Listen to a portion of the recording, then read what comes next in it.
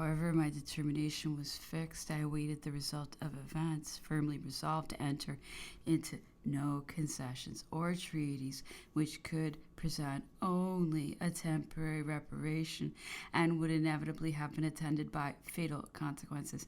Any middle course must have been dangerous. There was no safety except in victory, which would have preserved my power, or in some catastrophe which would have brought back my allies. I beg to call the reader's attention to this last idea, which I have already noticed on a former occasion. It will perhaps be thought that I attach great importance to it, but this is because I feel the necessity of rendering it intelligible. Though I now enter into it completely, yet it was long before I understood it, and it appeared to me paradoxical and subtle. In what a situation was I placed, continued the emperor, I saw that France, her destinies, her principles, depended on me alone. Sire, I ventured to observe, this was the opinion generally entertained, and yet some parties reproached you for it, exclaiming with bitterness, why would he connect everything with himself personally? That was a vulgar accusation, resumed the emperor warmly. My situation was not one of my own choosing, nor did it arise out of any fault of mine.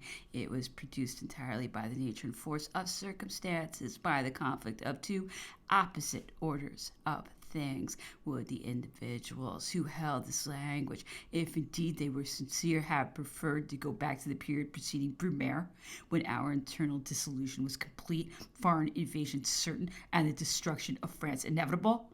From the moment when we decided on the concentration of power which could alone save us, when we determined on the unity of doctrines and resources which rendered us a mighty nation, the destinies of France depended solely on the character, the measures, and the principles of him who had been invested with this accidental dictatorship. From that moment, the public interest, the state, was myself. These words, which I addressed to men who were capable of understanding them, were strongly censured by the narrow-minded and ill-disposed, but the enemy felt the full force of them, and therefore his first object was to effect my overthrow.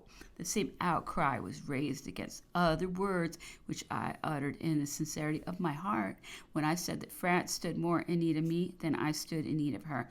This salad truth was declared to be merely excessive vanity. But my dear Las Casas, you now see that I can relinquish everything.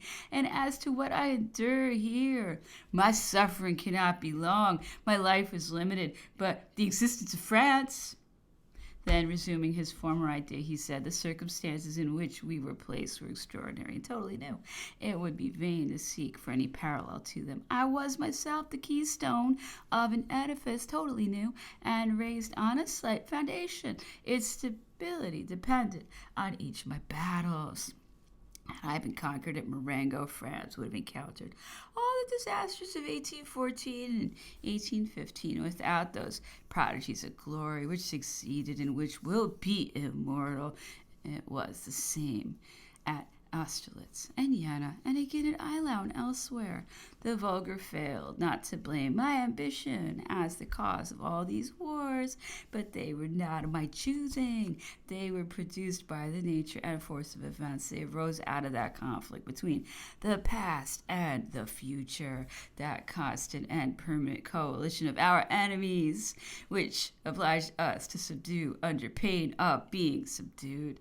But to return to the negotiations of 1813, on a reference to the document and manifestos published at the time by the two parties, whether because we can now peruse them with more partiality or because our eyes have been opened by the conduct of those who triumphed, it is impossible to avoid feeling astonished at the twofold error which led the Germans to rise so furiously against him from whose yoke they pretended to free themselves, and in favor of those who they might believe to be their regenerators.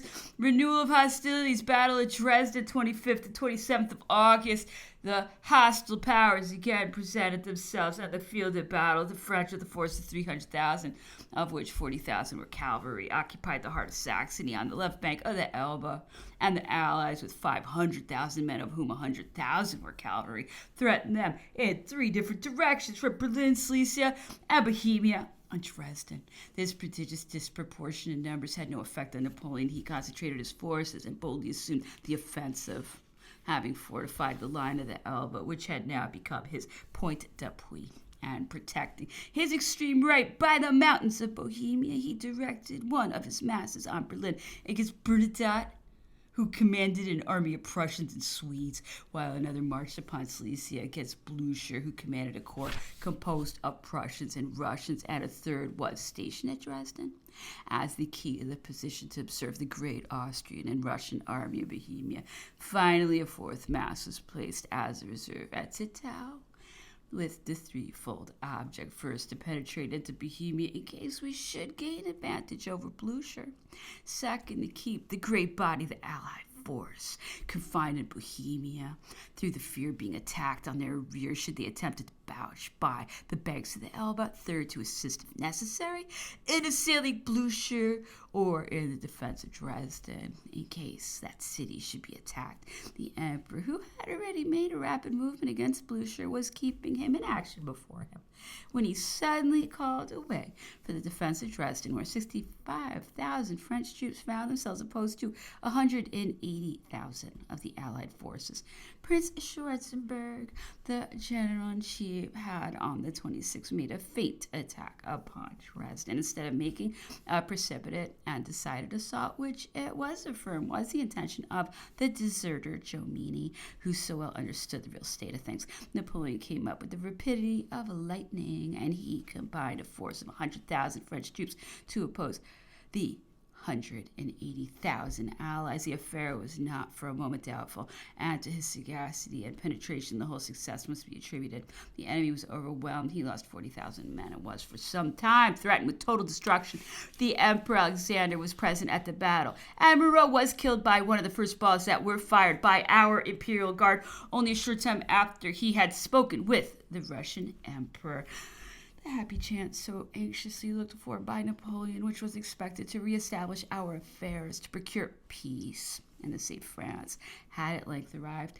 Accordingly, on the ensuing day, Austria dispatched an agent to the emperor with amicable propositions. But such is the uncertainty of human destiny.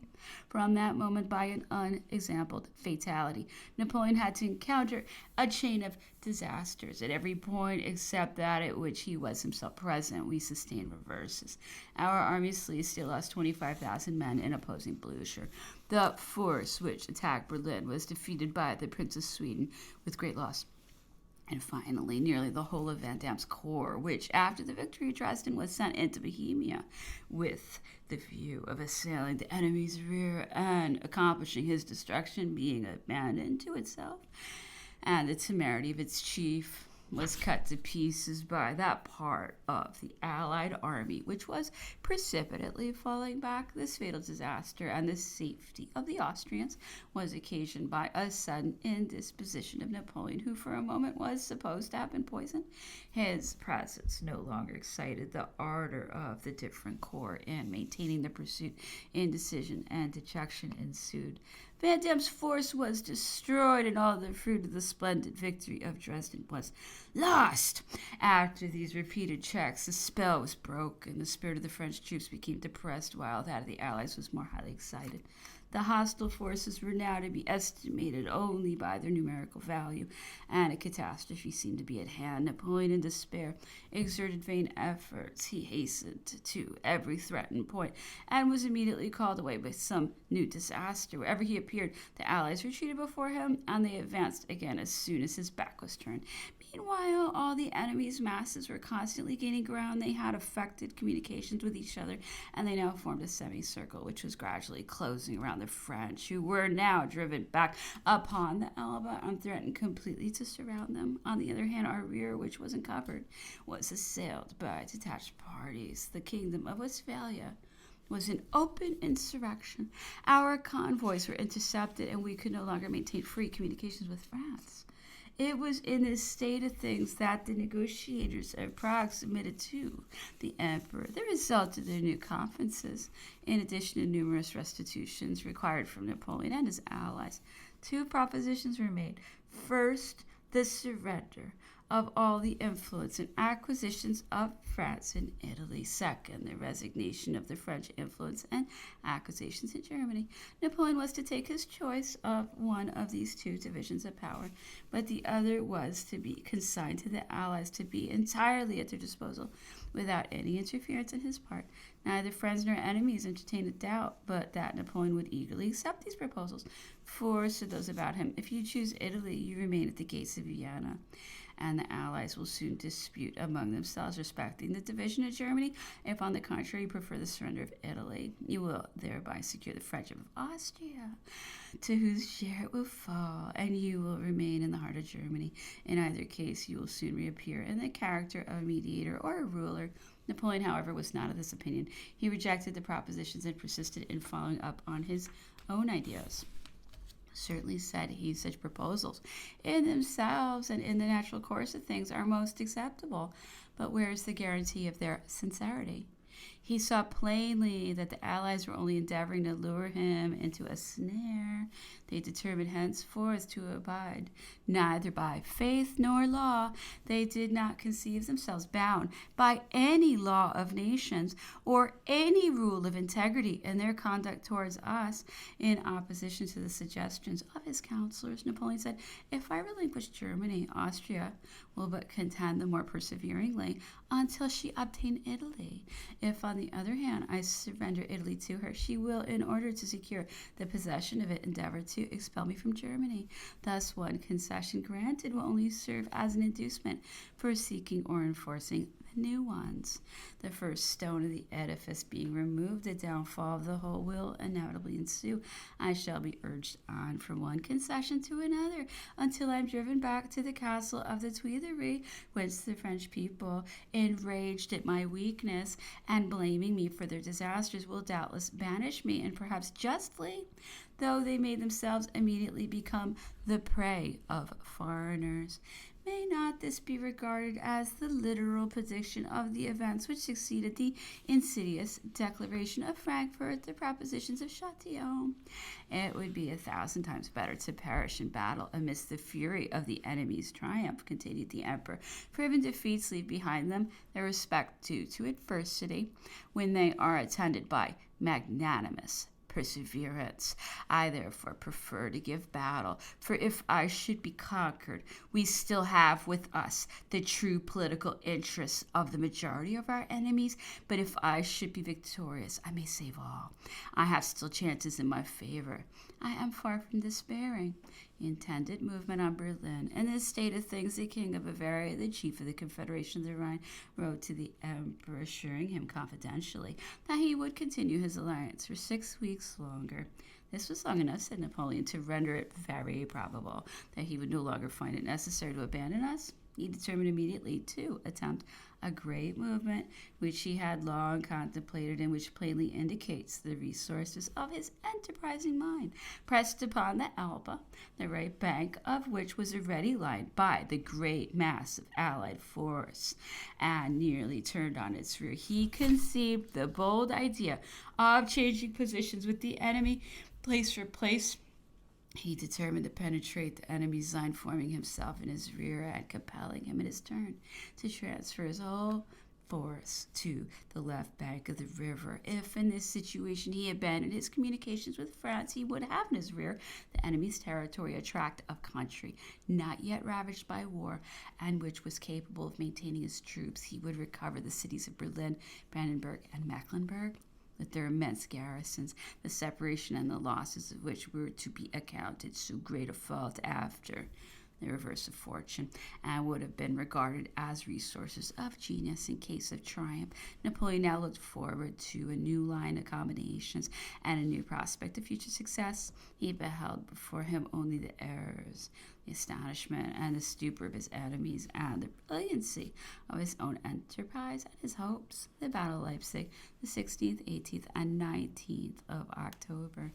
At first, fortune seemed to smile on the emperor, but soon a letter from the king of Württemberg informed him that the Bavarian army, seduced by the intrigues and the prevailing spirit of the moment, had joined the Austrians, against whom it was intended to be opposed, that it was marching on the Rhine to cut off the communications with France, and that the king of Württemberg was himself under the necessity of yielding to circumstances. This unexpected event obliged Napoleon to suspend his preparations and to fall back in order to secure his retreat.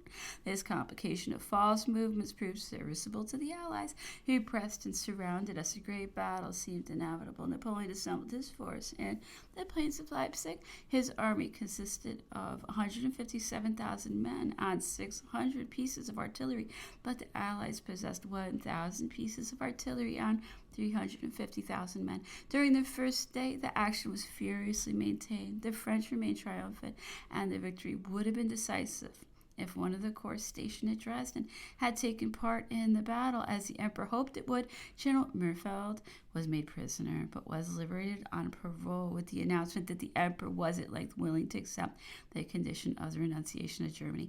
But the Allies, who were encouraged by the arrival of an immense reinforcement, resumed the engagement on the following day, and they were now so numerous that when their troops were exhausted, they were regularly relieved by fresh corps.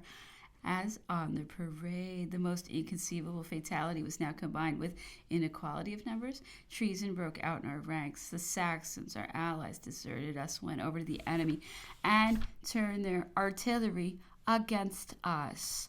Still, however, the presence of mind, energy, and skill of the French general, together with the courage of our troops, made amends for all, and we again remained masters of the field.